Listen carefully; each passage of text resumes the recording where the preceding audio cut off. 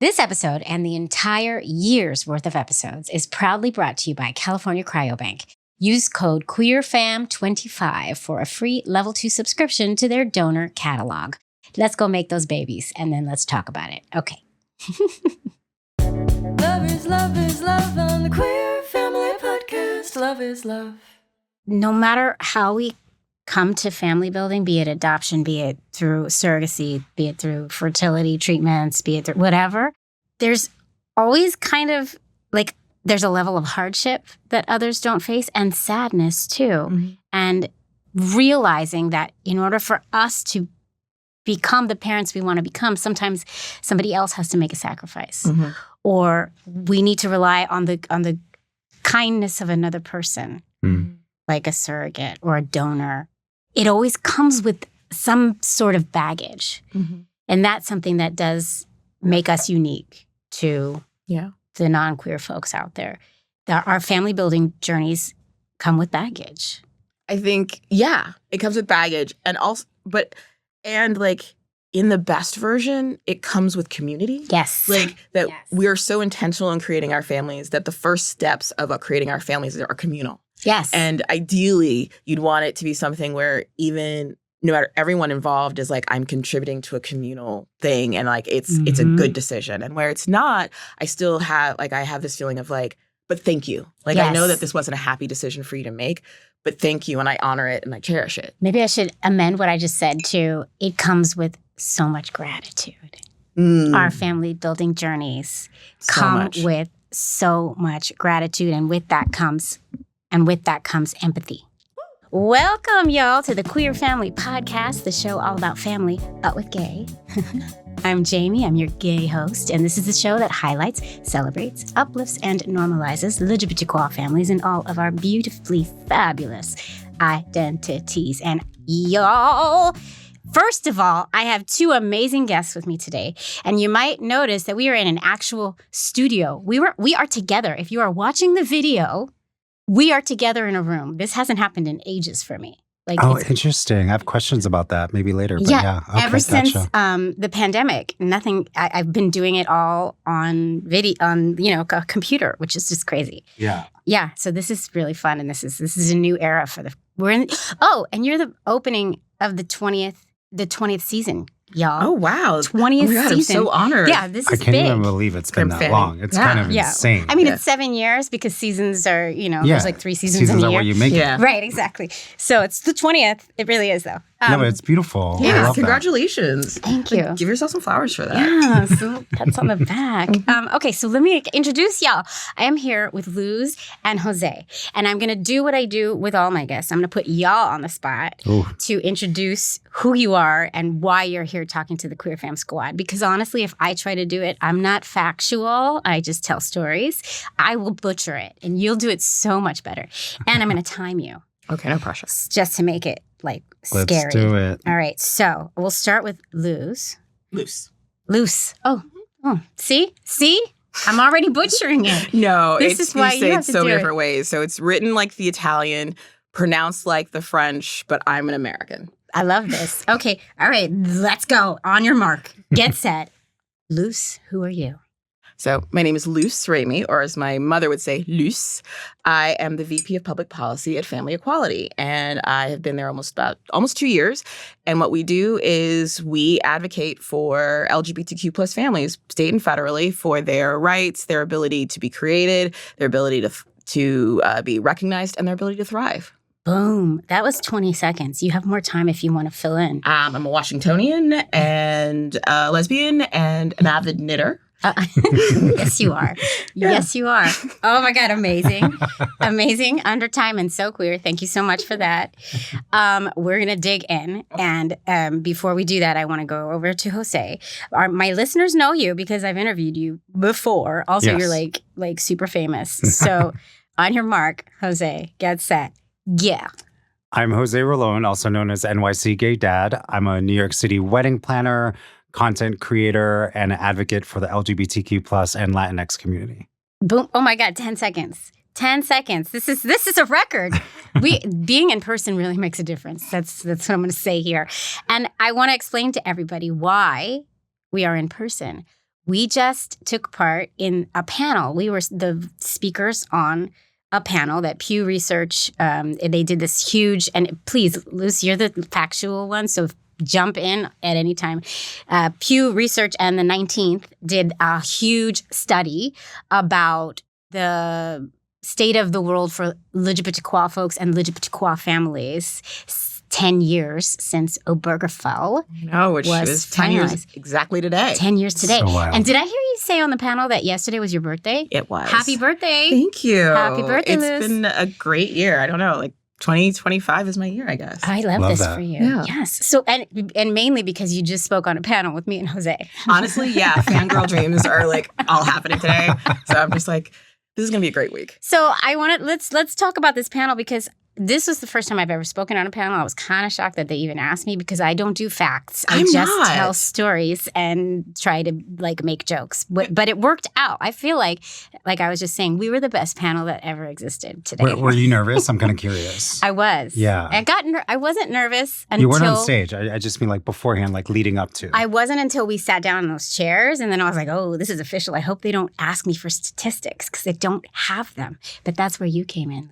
Yeah. But stories are just individualized facts, and all facts are an aggregation of individual stories. So like, it's so important. And so I expected you to be here because like, how else? I mean, I can talk numbers at you all day, but that doesn't move people. Right. Well, I think the beauty of it was, Jose, you have such a wealth of knowledge, and you share your experience, and you're so public, and you deal with the backlash of being so public. In most recently in a really crazy thing, but you and I, we kind of jived with each other on telling stories and also interspersing it with things that we face as a family and that folks we know face as a family. And then Luce would jump in with, this is what you were speaking to earlier. This is why this is important. This is it on a macro level. And I think that, I feel like I learned so much from you.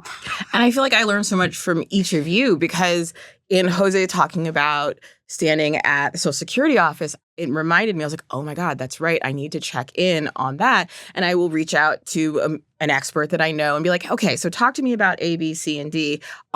Is the state of things really good? What's going on there? Because the individual stories lead advocates like me to figure out if it's happening to Jose, then what's happening in the macro? Yeah, right. I love that. And I would love, actually, let's take a moment and share that moment, because what you said, Luce, after Jose, you shared your personal story, was eye-opening to me. And I am not dotting my I's and crossing my T's as well as I thought I was based on what you said. So Jose, can you share your story? And then let's go into what we were discussing, because it was beautiful. Yeah. So as some may know that are listening, I lost my husband when our son was 8 months old and we were 11 weeks pregnant with the twin girls. And, he passed away without having we were 1 week away from executing the will. Mm-hmm. Well, you weren't even, you were just brand new parents, right? Yeah. So. Yeah. And so, that resulted in chaos, several things that just went awry. One of them was not being able to, I wasn't considered next of kin. And that was something because he passed away in Pennsylvania at a time where right before marriage equality got passed. And so, in Pennsylvania, I was not considered next of kin. So I couldn't get his belongings. It took a year to get his wedding ring back. Oh my God. So sorry. Yeah, it was just really wild. But, the other thing, because of the will, it made me the administrator of the estate, not the executor, which means 50% of the estate automatically belongs to the children, which isn't necessarily a bad thing, but it also means people are clocking you, right? Mm-hmm. And making sure that you're doing right by your children, which of course I would, but no, Right. it feels a little bit weird. But the Social Security benefits that Luce is talking about was because our surrogate was pregnant with the twin girls. When I went to go for Social Security benefits, they granted Avery your son, who was already my born. son, granted him the benefits, but they would not grant it to the girls because they weren't born yet, and because they were not biologically Tim's, where Avery is biologically Tim's. And at this point, you didn't have a birth certificate saying he was. No, what we did You did because even when he was surrogacy. born. No, because the benefits would have to come pretty much like after, right? So even when they were born, birth certificates, well, we had our names on there. But even with Tim's name on their birth certificate, New York State still called it intent. Well, that's Oh. intent. How do Right. we know? Well, they always You know. say the birth certificate doesn't actually delineate parentage. It It's is just not a final court order. identification. That's it. Yeah. Yeah, and because he passed away in a different state, there was so much that I had to prove. Like I had to prove that we were actually still together Oh my because God. they wanted me to prove that we hadn't split up. Mhm. And so Yeah, that you we said were that he wasn't separated. like he didn't like go move to Pennsylvania, and he's still right. Like I had to prove that he did not move to Pennsylvania. I had to prove that. it's And so. so it's little things like that you're not prepared for. You don't really think about, certainly not at that time, which is why it's so important to have some visibility to places like family equality. I said this on the panel to Luce, which is like, if I knew family equality was there, I mean, you guys would have saved me hundreds and thousands Right. of dollars and hours and heartache. Right. And because I say it on the show all the time, we don't have all the resources. We have family equality and more and more are popping up. But back then, there were even fewer resources. Oh, yeah, for sure. And what you don't know, which was a recurring theme in the panel that we just spoke on.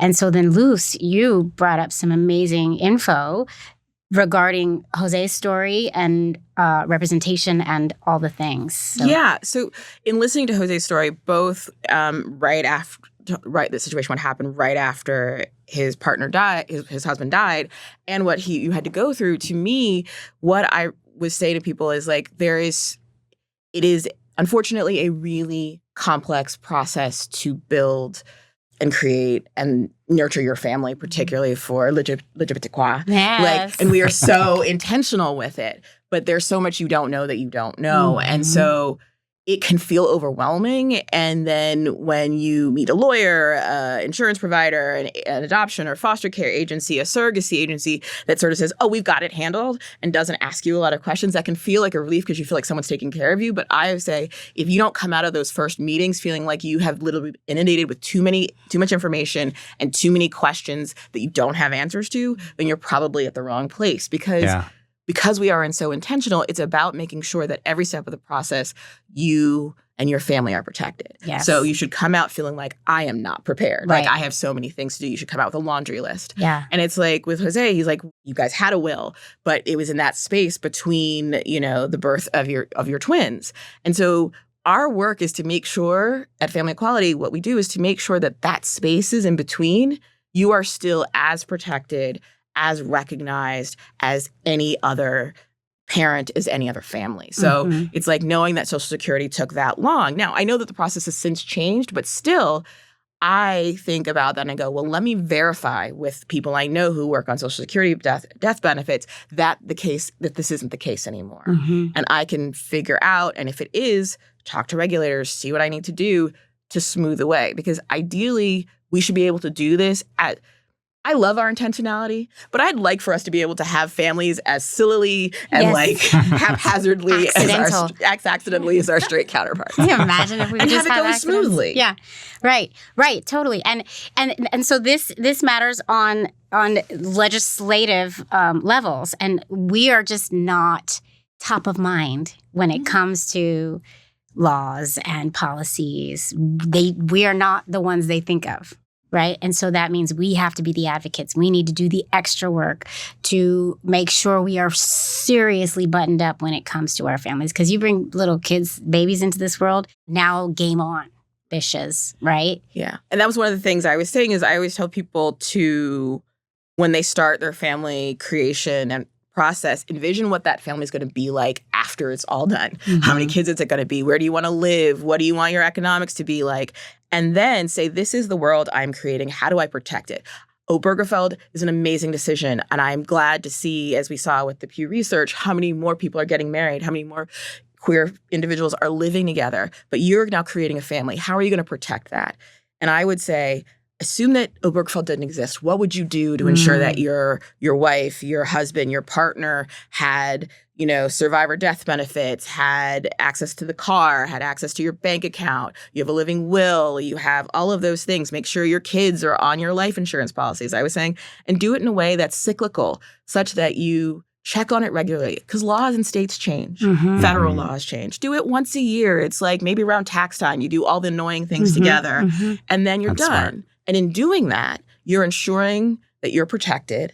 And then you also, I think, by working this muscle, also you're going to complain about it to your friends. And then your friends are going to be like, oh, wait, you check every year to make sure that like your insurance policy is good?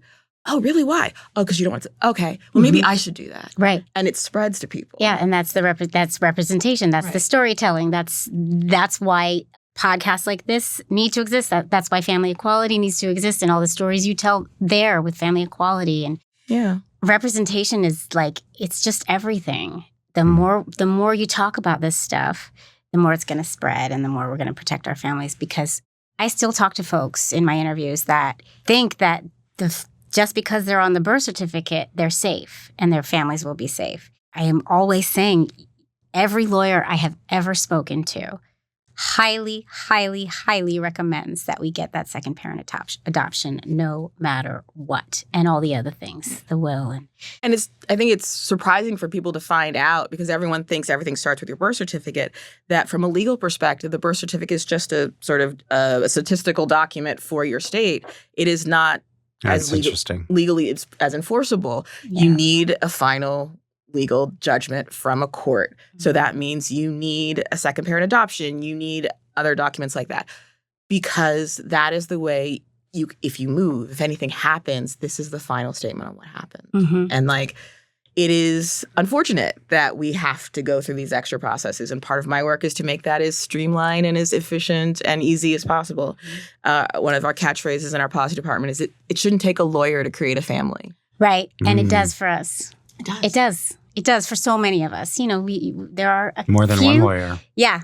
Especially. Yeah, exactly. It's just, it's maybe there'll be a day someday where it's never questioned, and it is. You can do it all by just an easy form. You fill it out. Right. Yeah. But we're not top of mind. We are not. We are not the ones that they create policy for. And so I feel like it's my mission to like be the squeaky wheel and be that mom who's always like, oh, where's your husband? Just to bring my non-heteronormative perspective to the pickup line at the school. You know what I mean? Like, oh, yeah. Oh, well, I'm the gay mom. And I'm such the squeaky wheel and annoying. But I think it's things like that, conversations like that open people's eyes up to, I don't include that perspective in my thoughts. And it's well-meaning people. Yeah. But we're not included. We are not, what am I trying to say? We're not the point of view. And most people are well-intentioned. Yes. And so if you point it out, they want to do better. They want to be welcoming in their communities, to their friends, their people they know. So it's like, I'm just pointing it out. I'm not asking you to be a different person. Right. I'm just asking you to think about me in that same, well-intentioned way that you're thinking about the rest of members of your community. Yeah, exactly. Right, exactly. And so these conversations are so important. And there was another thing we brought up, and then I want to get to your family stories. But Orion, the host, was asking the questions, and Orion was his name, which is so cool. That's my son's name. But he asked about, I don't remember how he worded it, but do we feel safe since, did Obergefell change things for us? Do we feel legally protected? Do we feel safe? I don't know if you remember how he worded it. But and we had a really interesting conversation there. And I brought up the story of after our daughter was born, how I was listed as husband on the birth certificate. And when we called them to change it, the woman on the other, I've told the story so many times to the listeners, sorry guys, but the woman on the other line asked, well, are you married? And I said yes, because we were legally married. And she said, well, do you have a marriage certificate? And I said, yes, but that doesn't matter. That shouldn't matter. I didn't say this part to her, but it doesn't matter. People who go and give birth in they're teenagers who give birth in a hospital. They're not married. Right. They both go on the birth certificate. So it was bullshit. And then after I said yes, she said, well, you need to mail that to me. I can't change anything unless you mail me your marriage certificate. Yeah. So, 2 days after our newborn came home, where I'm dealing with like getting the certificate and finding an envelope and mailing it in an official form, like ridiculous stuff. And so my point with telling that story was that, you know, yes, we had recently gotten the right to marry, the legal right to the rights, but that didn't do anything to change this woman's heart and mind about whether we should be married or not, or how many hoops she thinks we need to go through to get the same rights as teenagers would who gave birth, right? And then we had a cool discussion about just kind of the state of things now. Well, I think one of the things one of the things I mentioned on stage is like, I thought that when marriage equality got passed that we were good. Right. You know, we've arrived. And the truth is that was the starting line, right? And here we are 10 years later, and we've got a big dip right now. And as we, spoke about, different states are trying to change that.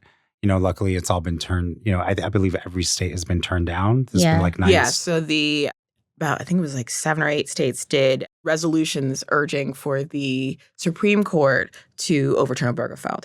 That is not how that works. Be very clear. That's not how that works.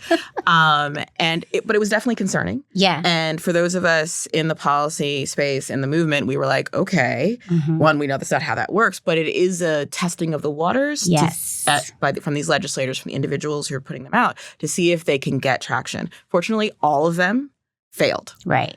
And really failed in a way that like within each legislature just never moved. And that was really... It was a good sign, but it also told us that if we're not careful, we still need to be there having conversations and also galvanizing the communities in those states to be like, just so you are aware, this is on the horizon. And at the same time, it also made us look at states that had what I call mini DOMAs, like mini defensive marriage acts, where either constitutionally or within the state constitution or legislatively, they said they only recognized opposite-sex marriage. Well, Obergefell made those laws null and void, but have they been repealed? Right. Like, they're zombies in the room with us. And one of the things where I am concerned about and other movement organizations are concerned about is where we can, trying to get those constitutional amendments repealed, getting the laws repealed so that no matter what happens, we are all equal.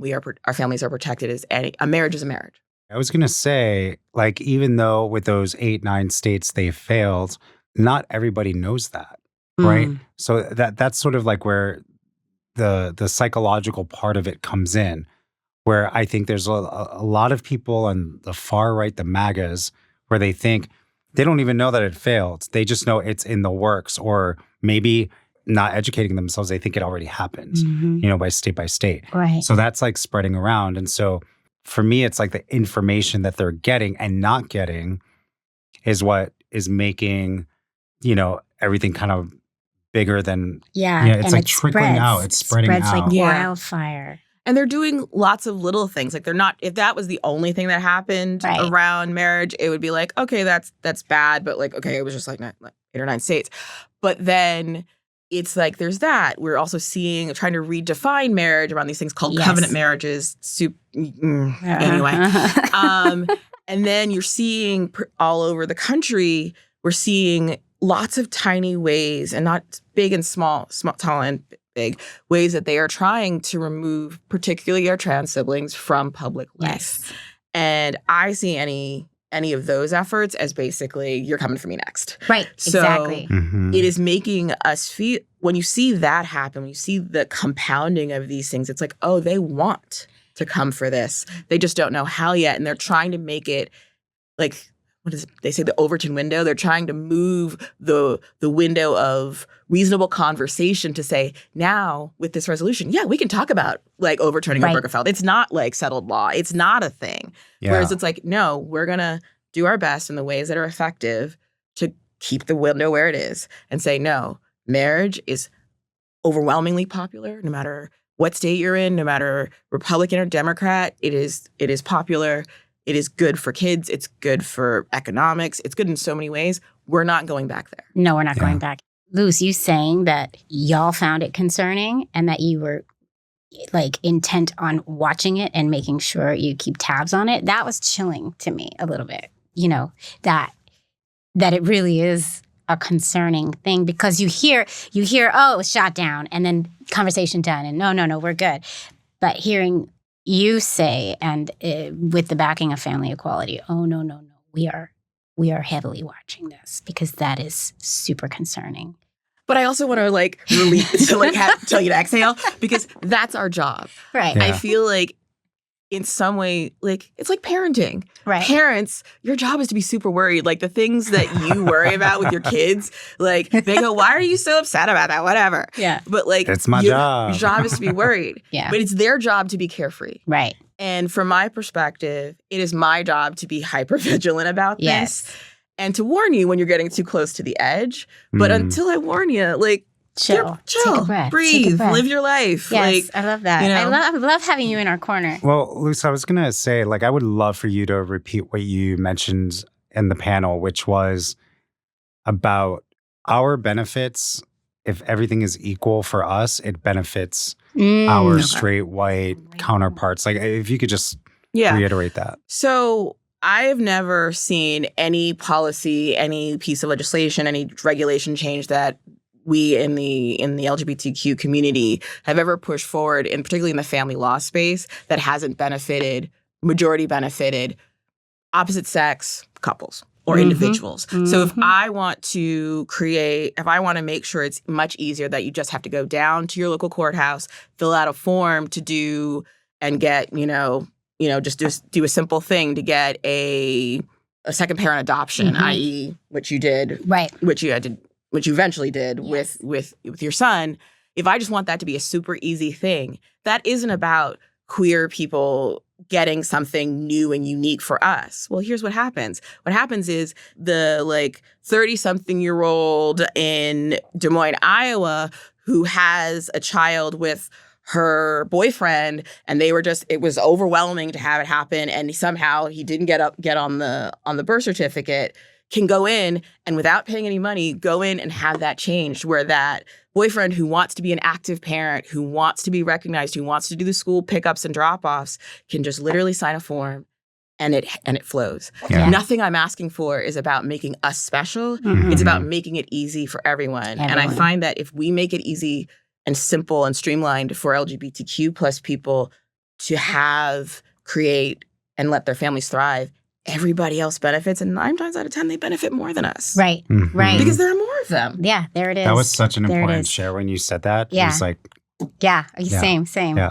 Absolutely love that. And I want to just take it back to how you were saying, they tried with the marriage equality, and okay, that's not going to go anywhere. And their goal is to find different conduits to get to where they want to get to. And I read an article recently about the trans rights and the trans sports bans that are flying like wildfire through the country and the world, it seems like. How they started, first they tried with the bathrooms. That didn't work. And so they took some time. Didn't completely work. It didn't, right, yeah. But they saw that this is going to be much bigger fight than we're willing to give. And you can speak to it way more expertly than I. And so then they took some time, they took a break, and they've pivoted now to the sports. It's all the same thing, though. It's just another way to try to get there. And then the next step is us, right? Like once they get through with that, then the obvious step over is, okay, now we go to the other letters in the acronym. Right. meanwhile, nobody's homes are improving. Nobody's, Right. like all the The things eggs that are still people need and expensive. want. It's like none of that has happened. Childcare is not any easier. You still, in many ways, need a two-parent, two-income household in order to be able to have what we call the American dream. Yep. And it's frustrating to me that our trans siblings, us, people of color, people with disabilities are somehow being used as the scapegoat for why other people don't have. Yes. Yeah. I was like, there have always been queer people. There have always been people of color. There have always been people with disabilities. We've all always been here, and we've all built America. And to say somehow today, us being acknowledged, us getting non-discrimination protections is somehow denying people something, to me, doesn't make sense. And that is because I am a woman of color. Mhm. I am a lesbian. I have a disability. And like in that, I sit in these spaces. So I'm like, I know what I'm doing. I'm just trying to live like you Right. are. But it seems that we're going back to othering people. Sherilyn Eiffel had this amazing statement on a podcast she did with Rachel Maddow.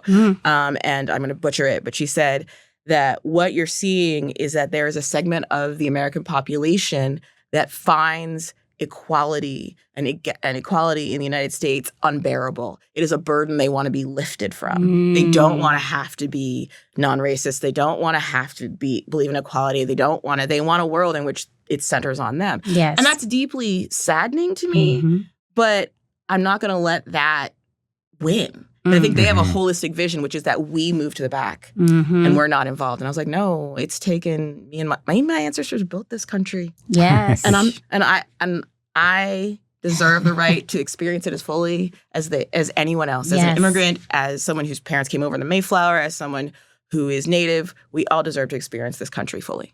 Amen. 100%.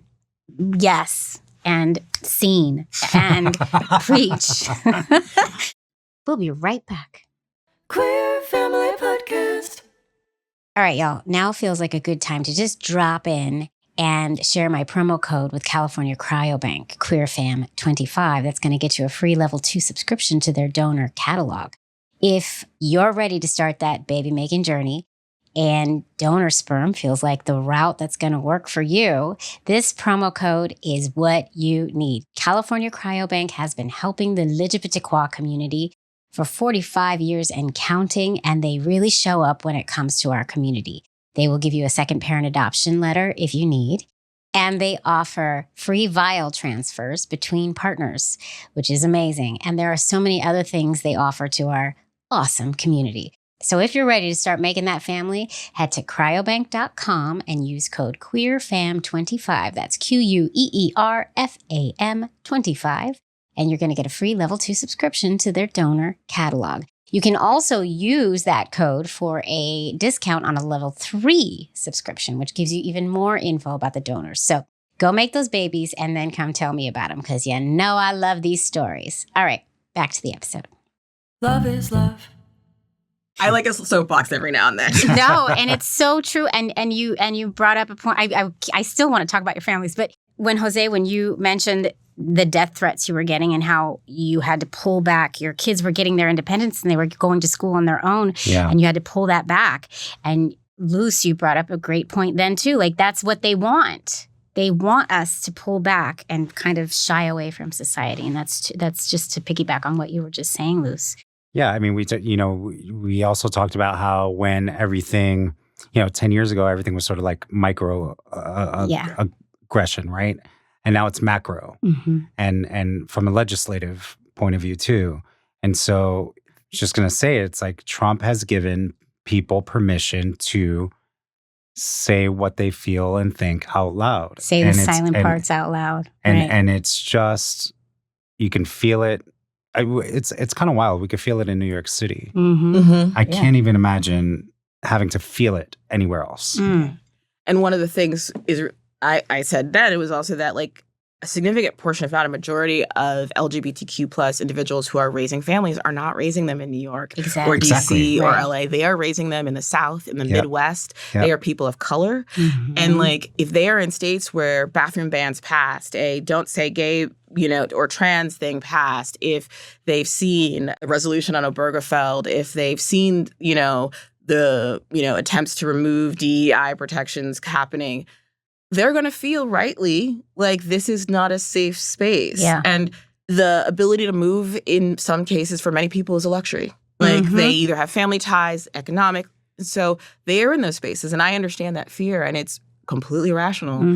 And it is something that I know it is their intention for a lot of those on the opposition who are trying to push these things forward, but I wish they could feel the fear. I wish they could spend one day feeling how these families and these kids feel, knowing that this is out there. Because I think if they felt it, even if they disagreed with our families, why would you ever want a child to feel that? Why would you? Empathy goes a long way, huh? Yeah. Empathy goes a long way. And if only we had like that magical ability to be like, there, you take it. You take that fear. I was going to say, like, and when you're going to these schools too, between LA, New York, DC, Miami, it's like you're lucky if there's one. Yeah, usually like the parents are like, are there any other LGBTQ plus families? Yeah. Or there's Right. usually just one. Right. And Yeah. if there's just one gay kid or kid of LGBTQ parents, the rest of the community is not going to rally behind them because it's just one. And also what you don't know, you don't know. Well, you don't know. Yeah, exactly. And you said something so important on the panel talking about the essentiality and how we need to really lift up our allies. Mhm. Yeah. And that Yes. I like to call them accomplices now. I Because like want that, them to, yeah. I want them to be fully involved. I want, so our We're allies, pulling back the hair. Yeah. Okay. So we have to talk about them and Yeah. tell them that they are so important. And we need to recognize that because I want you to repeat what you were saying because I think it's so important for people to hear that. Well, I actually think we need to do a series that's highlighting important allies in our history. The upstanders. Right? The upstanders, because they, in many ways, have been the ones to push the needle forward. Because what I often say is if there's an organization in Wichita, a school, or I don't know, an organization where they want someone to speak on LGBTQ plus issues, I can show up as the gay Latin guy and speak my experience. Mhm. But the reality is, they're probably going to hear from an ally. They're going to receive it from an ally a little bit differently because that's who they align themselves with. That's who It's they that connect empathy with. piece. It's that empathy piece, and they're going to think when there's hearing that person that's up on stage that's like them. Oh well, if they have this perspective, maybe I should start thinking about this, or maybe I should consider what that community Right. is dealing with. Right. It doesn't only pertain to that community. It actually Yeah. pertains to my friend here. Interesting. Yeah, and if I show up and I speak, and I'm not to say that I can't move You're right. people in the audience, I have my story, but they're not gonna relate necessarily.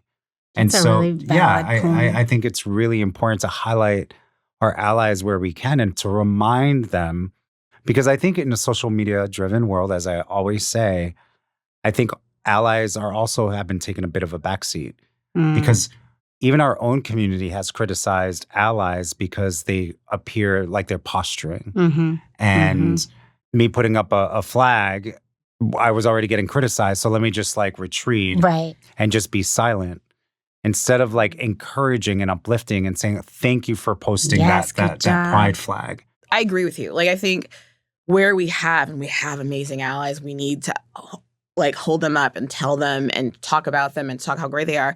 But I also think there is something that has happened where people have postured, and that's why I'm moving to the phrase accomplices. An accomplice is with you in jail when Right. you do the thing. Right. An ally is the person who's like, oh, I was there, and maybe I'll post your bail. Right. And I'm like, that is also useful, but I kind of want you with me along the way. And so when we talk about allyship, I want it to feel that I want to know that you feel just as strongly as I do and that you are going to use your privilege to maybe say something that I would be at threat for. So when they get pushback on posting a flag or making a comment, I'm like, you have the privilege to do that. Mm-hmm. Your trans sibling may not be able to do that. So they are probably, and then they're in a state where that's not going to happen. So maybe they won't be as forceful, but you can go ahead of them. You can be a bit of a shield.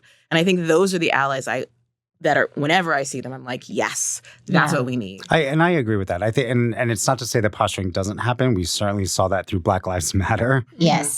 To pay attention to who those people are and lift them up. Yes. Because that's really gonna help our community. Let's start a podcast, the Upstanders podcast. Okay, who's in? Here we go. I would love that podcast. That would be amazing. You made me think of a story during Black Lives Matter. Actually, my good friend Allison, who grew up in DC too. Oh, yeah. Yeah. She got really frustrated and she put a post up on social media. And it was shortly after the man in the car who was shot. I don't remember his name, but his kid was in the back seat. Oh, yeah. Oh, yes. Really Yes, terrible. And yes. the video was all over social media. Mhm. And she put up a video, and my friend Allison, and she said, I am sick of y'all. I am so sick of y'all acting like you care. But none of my white friends, none of you have posted this video, have spoken out against this atrocity, and I'm tired of you. I'm done with you. And I remember being like, Allison, I'm here. Da, da, da. And then took a beat and realized, no, she's so right. I'm not showing up. I'm not showing up. So I was being an ally. I'm putting it in parentheses, but I wasn't being an accomplice. And so I learned right then, I got to step up my game and I need to be an accomplice to you right now. But I have to say, I think we put so much on social media that also because you don't post on social media doesn't mean that you're not being active elsewhere. Right. So this is something, and I'm happy that you're taking ownership of that. But I also want to highlight that, social media isn't the thing. Isn't the end all be all. But it made me realize I have to do more. And so, And I think that is an internal conversation that all of us have. Like I, as a cisgendered, Black woman, lesbian woman, I'm like, am I showing up for my trans siblings the way I should? Mm-hmm. And sometimes I'm like, oh, I am not. Mm-hmm. But I also don't really have a large social media profile. I don't do a lot of other things. But I'm like, where do I show up in spaces? Right. And what in those spaces, I have to make sure that I am showing up in a fulsome way and as an accomplice. Yes. I don't have to do it everywhere, but wherever I do show up, I have to do it. I have to say the thing. I have to say the thing. I can't hold this thing in. I have to say the thing, right? So, and that's what that moment taught me and pushed me to work towards. And it's a work in progress. Like it's constant and it's a muscle. None of us are ever done. No, it's constant. Okay, so we could go on and on and on, but I do want to talk about like your personal stories just a little bit because Jose. Yes.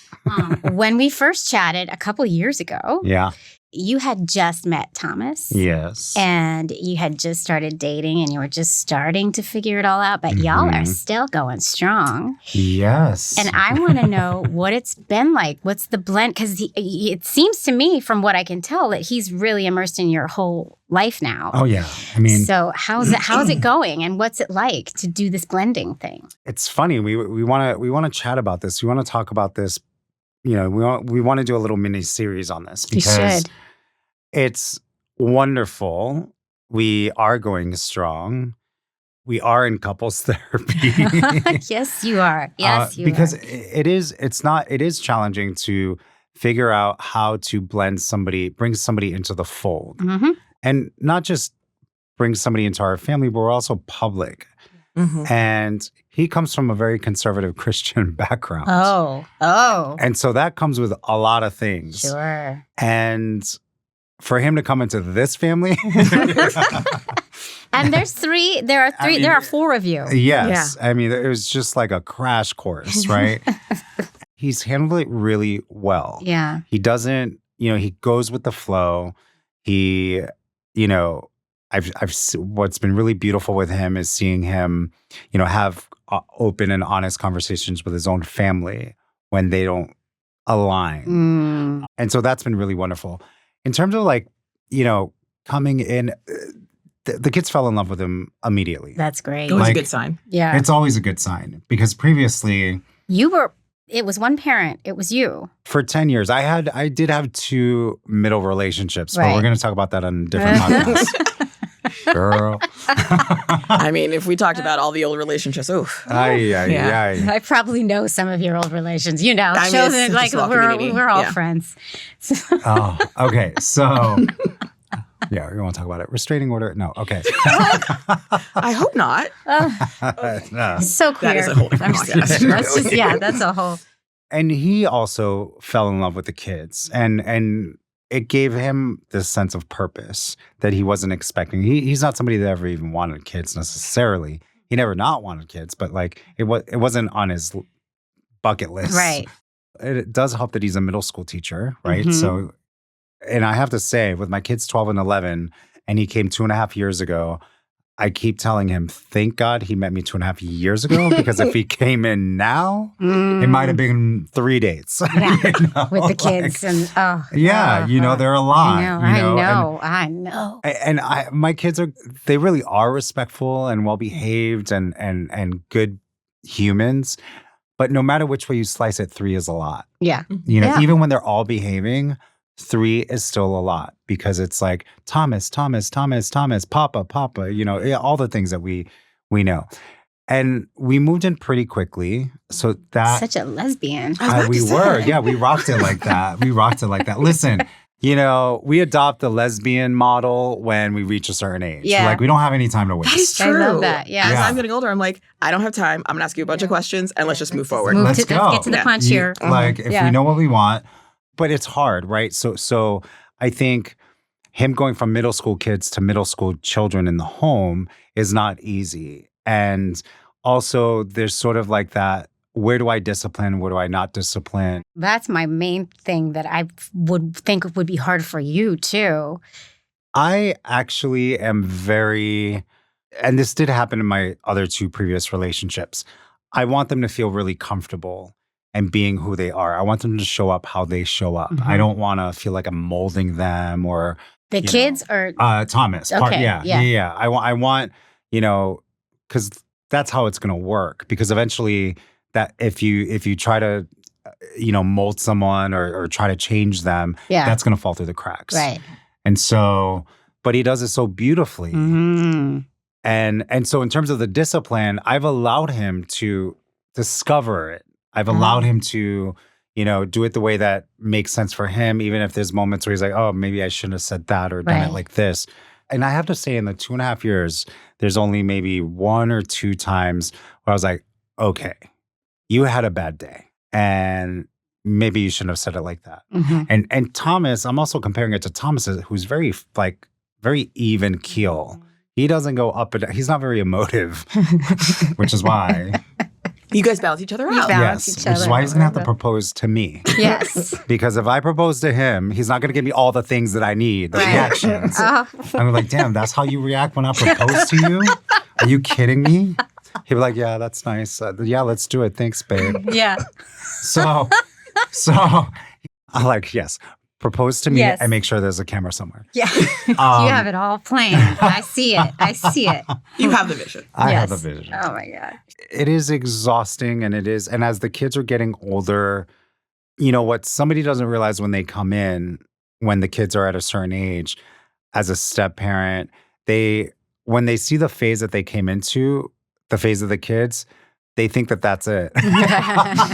Or they think that it's going to last like a year. Yeah. And the reality is like these phases it's always evolving. And so I think that's thrown him for a loop. Like, wait, what? Well, he was thrown into this. He was thrown into this, but like in 2.5 years, there's been So many different Micro phases. these and children. his head goes spinning. Like, because for him, he teaches 7th or 8th grade, so he always has the same age kids. All the time. Right. So he knows that stage. He knows that stage. Right. So when they hit high school, he's going to be like, wait, what the heck happened? Well, girl. Well, the girls, I've openly have talked about this, but my girl just, one of them just had their first period. Mine too. Yeah. Oh my God. Ooh. Yeah. I was not ready. You weren't ready? I was not prepared. She's 11. I was like, no. Also, we're dealing with a lot of stuff. Like my wife has cancer right now. Not to drop a terrible bomb, but I just dropped a terrible bomb. That is a terrible bomb to just drop. I'm sorry. So we've been going through a lot in our house, and my wife had to have this emergency surgery all of a sudden. So we were dealing with that. She had just had the surgery, and then my daughter that night got her freaking period. I was like, nope, put it back. Not today. Not today, Satan. Put it back. We can't handle this right now. It's like, that's a little too much change for today. Not okay. Yeah. So, I was prepared. of course you were, because you're a gay guy. I had their period packs Oh my God, in of their course. bags for months. I had nothing. Oh, wow. And so my daughter was at her friend's house for dinner, and she calls me on the watch. She's like, Papa, I think I've got my period. Oh. And I was like, okay, amazing. Like, where's your period pack? It's outside by the dining room table in my bag. And I was like, okay, grab it. I said, dab yourself, grab it, come back inside, and do what Titi Betsy told you to do. Oh, I love it. See? I love and that. and Look at us she's like, queer okay, parents. are you coming? Are you coming over? And I was like, I'm in the city. I'll be there in 20 minutes. Yeah. And I showed up with a heating pad and 6 different flavors of ice cream. Oh, you're such a gay dad. Look at you. Look at you. So I have to say that is a proud moment because the reality is like I wanted to be prepared because all of my girlfriends have horror stories. Oh, yeah. It's always the day I wore white pants, or it was at the gym, or it was when I was climbing something and the boys da da da da da da da. Yeah. So yeah, we got on this period train. But, you know. But it's important. This is important. Yeah. Because you're a dad. You're a gay dad doing this on your own, right? And you were more prepared than me. And we have two women. Yeah. And as women, I think about each of our first sort of period. Oh, yeah. Mine was like just a whole thing in and of itself. But like that intentionality, like I don't even think regardless of the sexual orientation of the parent, like we're handling these phases better. And also as a man and as a dad, show up in that way where you were prepared. You were so prepared. It's like a really great moment. Yeah, it was so sweet. It is a great moment. That is so sweet. Yeah, we didn't even have pads in the house. I had to go to 7-Eleven. Like, it was a whole, because I had just run out and I wasn't, and so we were messy about it. But we had a nice moment. We did have a heartfelt. Yeah. That's good. I wasn't like, no. I mean, in my head I was, but. Something that surprised me is one of my daughters, my other daughter, got jealous. Yeah. Isn't that interesting? I grew up as an only child. So it's, for me, one of my favorite things about parenting is seeing the sibling dynamic because it's so foreign to me. And it's really cool to see it all unravel and work things out. But yeah, that actually surprised me that she got jealous. Well, that was my experience because I was like the last one of all my friends to get it. So I was like waiting for it and like crying to my mom. I don't have it. I was the first one to get it. And all I felt was, oh God, I don't want this. This is another thing that makes me different. That was my daughter. Can I just be like a little kid a little bit longer? I think that's what my daughter is feeling. So it's very foreign to me. So even though I have my own experience of getting my first period, they're completely different. And so the next day after school, I was like, did you tell your friends? No. Why would I tell my friends? Because it's othering her. And she wants to just fit in because nobody else has it yet. Well, our daughters are the same age. And aren't we shocked by like how earlier they're getting it? Well, my friends. Because I wasn't expecting it. My friends got theirs in 4th grade. A lot of my friends. Oh, wow. Oh, yeah. Gotcha. So okay. I don't know. 11 was around when I got mine. So okay. That made sense to me. Yeah. But the fact that you were prepared for it for months to me is like, you were ready. How do you know how to do that? Yeah. Well, I say this, I've said this before, as a gay father, a widower, there's the assumption when I became a parent that I didn't know what the hell I was doing. And I played into it. I leaned in that. I leaned into that. I was like, mira, I say it all the time. My family would come over like, ay, bendito, mira, he don't know how to change his diaper. Look, he's a mess. And I'd be like, you're right. I don't know. Take it.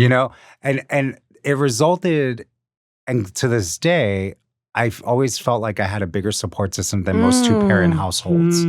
Because when you're two parents or a woman, even if you're a single mom, there's this assumption that you should know what you're doing. Yeah. And that you got it. Even though it's a shit show, no matter which way you slice it. It's always going to be a shit show. But being a man in my situation, single, it actually benefited me in terms of the support. This is why when I actually speak on stage and when I do the grieving talk, I ask moms to raise their hands and I talk to them directly, saying, if this was my benefit, this is what I got out of it, because I think society puts so much pressure on women that they're supposed to know what they're doing, that women get caught up with their pride and ego, that they don't ask for help because they don't want to see them yelling. They don't want to see their house as a mess. And I'm like, you know what? Anytime somebody asks if you see, don't be like, I got it. Right.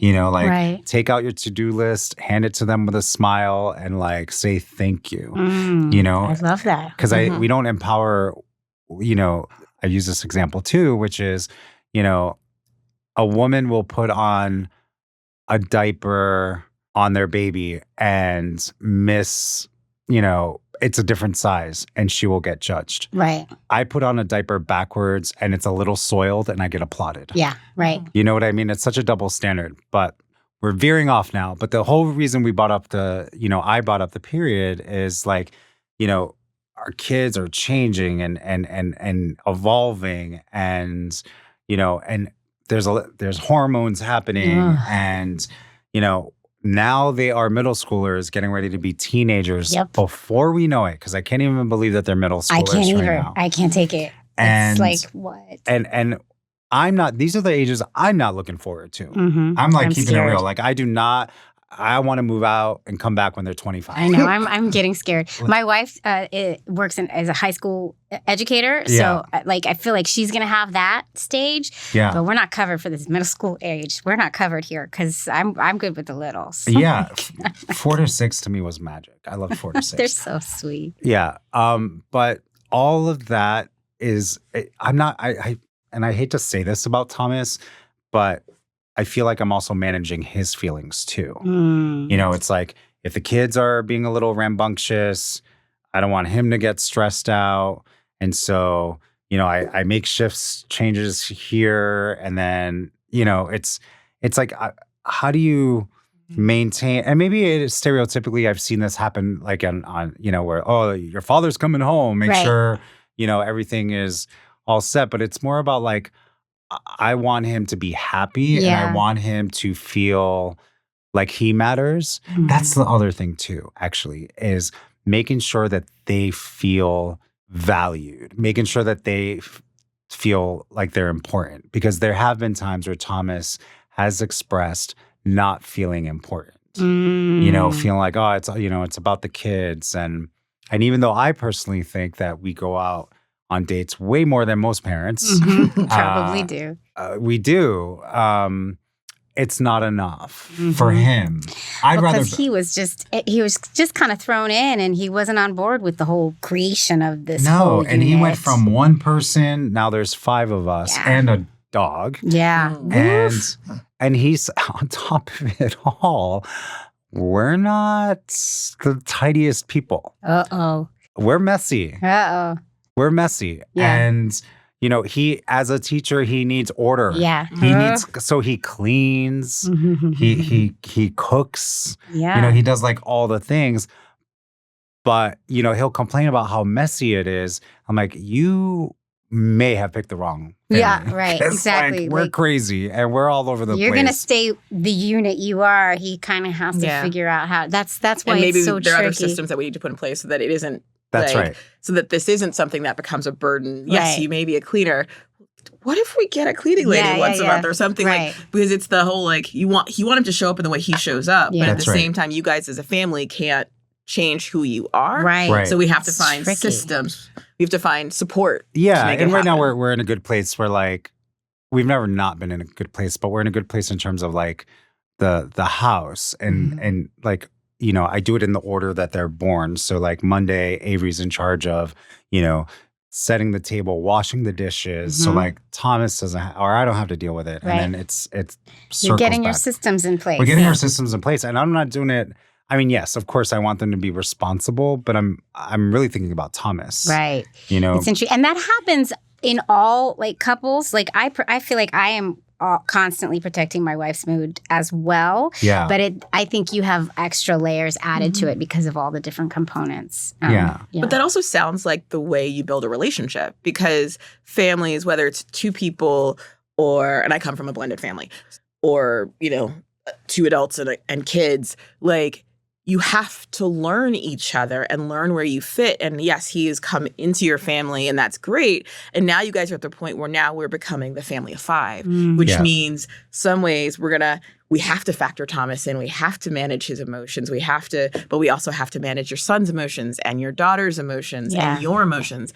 And I think over time what happens is you end up building the thing that allows all of you to manage each other in the best ecosystem. Yeah. And I think that's what you're building, it sounds like. It sounds for sure. like and by the way, he's walking into all of our personalities. Yes, of course. And I have a feeling it's a lot of fire. My house is a lot of fire. It's basically me and the 2 girls, and then there's him and Avery. Yeah, you know, right. I see that, actually. I see that. But I love how this has just gotten so full circle. We started out talking about all the little specific things that we face that are slightly different from the average, quote unquote, average family out there. And now we're talking about the stuff that everyone, we're no different. Yeah. We're no different. Yeah. So we're same, but different, right? We're just as we're I would say normal we might parents. be a little more colorful. I mean, obviously, and intentional. But let's take it to you now, because you said something earlier that you might be getting ready to start your family building journey. I was the kid on the playground or in nursery school who, when you played house, was always the mom. Yeah. Like, and like, eat your vegetables, mom. And so my mom, I remember asking her a couple of years ago, was like, you've never bothered me about kids. And she's like, because I know you were always going to have them. Like, that was so clear. And I think because of that, I was like, oh, of course that's going to happen. Right. And I just focused on everything else in my life. Mm-hmm. And I've had an amazing life. I've worked all over the world. I have amazing friends. And came back home to Washington, D.C., got this amazing job and was like, wait, wasn't I supposed to do something? And it's interesting to reach this point and realize that if in the scope of having all the options, what are the things that I would regret? And I was like, I could keep going and it would be a fabulous life, but I always wanted to be a mom. And so I spent months researching adoption agencies, and I have found one, and I am in the process of starting a home study. And okay. It's funny, I started the year being like, this is what I'm doing. This is what's happening. I'm talking to all my friends about it. And like life just seems to have blossomed. It is also stressful. So when you were talking about your will and you were talking about like your husband passing, I was like, oh no. I was like, the social workers informed me I need a will. Apparently I need life insurance. What kind of life insurance? How much life insurance? All the things. And it's making me think about not just my life, but this child's life. And also it makes me really empathetic to, particularly since I am older and I'm going through adoption. I'm going to go through adoption or fostering to have a child. It makes me really think about surrogates, birth mothers, the act of pregnancy, choosing to have a child, and having a lot more empathy with people and how they build their families and the choices that they have to make when they choose to have a child or not to have a child, and in particular when they choose to give up a child. Yeah.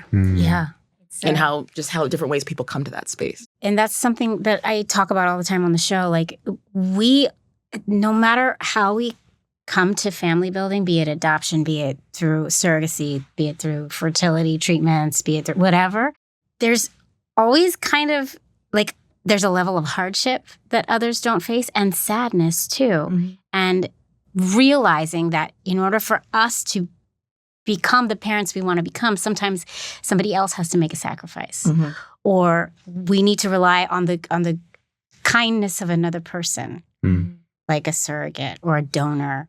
It always comes with some sort of baggage, and that's something that does make us unique to the non-queer folks out there. Our family building journeys come with baggage. I think, it comes with baggage, and also, and like in the best version, it comes with community. Yes. Like that we are so intentional in creating our families that the first steps of creating our families are communal. Yes. And ideally, you'd want it to be something where even no matter everyone involved is like, I'm contributing to a communal thing, and like it's a good decision. And where it's not, I still have I have this feeling of like, but thank you. Like I know that this wasn't a happy decision for you to make, but thank you, and I honor it and I cherish it. Maybe I should amend what I just said to, it comes with so much gratitude. Our family building journeys come with so much gratitude, and with that comes empathy, which is a very big through line with everything we're talking about today. I have to say with the chosen family that we our kids of LGBTQ plus families have the best uncles and aunties. Oh my God. Yeah. My daughter is, her gunkles invited us to they do a backyard pride party every year. And I'm hosting a party this year that I'm like, everybody needs to RSVP. Oh, it's too late. Okay, you guys missed it if you didn't come. But I'm like, I'm trying to get her excited about that. And she's like, oh my God, but I don't have to miss Uncle Stefan's party, do I? Like, that's all she cares about is her gunkle's party that's full of all like gay guys. Yeah. All of my friends have been so awesome. Like, they have been like, oh, I plan on doing this. Oh, like, and I'm just like, really? And like, part of me wants to, because it's a long process. I'm sure you felt the same way, may have felt the same experience with surrogacy. Like, it is a process. And part of you just doesn't want to talk about it because it's all contingent on things and how it's going to happen. And I was talking to the head of the California Center. I'm blanking on his name, but he's amazing. And I was saying, he asked what was going on. And I was like, oh, I'm starting this, but I'm not trying to talk about it because it's just, it's so long. And he's like, no, tell everyone. Mm. And he was like, tell everyone, because if something goes wrong, people need to understand why you are feeling what you're feeling. I love And that you're not alone in that. And tell everyone, because they should share your joy, but also you don't know who knows someone who could be helpful. Exactly. Yes. Mhm. And like that, I was like, and that's a new thing for me, because I am very much like, I have got it all together. Yeah. Yeah. I'm buttoned up. I do my work. It's fine. What do Yeah. you need? I can help you. But the notion of letting anyone into things that I want so viscerally, Mm-hmm. and I'm trying to practice Scary. that. So I'm like very conscious of telling people, which hence why I'm saying it here, is like, I know that I want this. I know that I would be good at this. I'm scared of doing it, which makes Yeah. me feel like I would be good at it. Yeah. So I'm going to be vulnerable and share. I love this. I think it's love exciting. this for you. I'm so excited. am I'm invested. So now You you will have hear to about keep it, me yeah. posted, and I want pictures and stuff. I'm so excited. Yes. I'm so excited. Yay. Let's look at all the paths to parenthood we cover just right here in this Yes. room. Like, Yes. we run the gamut. You do y'all. run the gamut. We run the gamut. This has been such a lovely, this whole day has been magical. And I'm so happy and honored to know the two of you and to have been able to share conversation with you. I'm so appreciative of everything. I have to say, I'm so appreciative of you and the energy you bring to this. And like, and Every just, time. yeah. And especially like you have so much joy, and like it's so entertaining to be with, and Yeah. like you feed off of it. And you're also going through so many things, I as am. you're saying, like, and I'm like, you hold such great space for everyone else. Oh, thank you. Mhm. Yeah. This is just a love fest. This is chosen family at its finest. Hey. So you're in my community now, and you'll have to keep. I mean, I keep tabs on you anyway, Jose, because I like stalk you, so it's like fine. But keep me posted. I want to know. And thank you. It's gonna be Thank you. such an amazing episode. Thank you. Queer Family Podcast. A special thank you once again to California Cryobank for being a sponsor of this episode. Use code QueerFam25 for a free level 2 subscription to their donor catalog. And tune in next week for another amazing episode of Queer Family Goodness. Love is love. Whew. Well, folks, I hope you enjoyed that episode as much as I enjoyed it. And if you did enjoy it, feel free to listen to another or watch another. I have so many episodes for your listening or viewing pleasure. Just go pick one and enjoy. There's a lot. There really is. And also, if you really do like this show, please, I know I say it all the time, but please do consider supporting the show on Patreon. You're just going to go to patreon.com/The Queer Family Podcast. You're going to pick a tier, you're going to join, and you're going to get that bonus content. And you're also going to get my love and adoration for the rest of my life. I love you all. Thanks for tuning in. Keep on tuning in, and I'll see you next time. Mwah.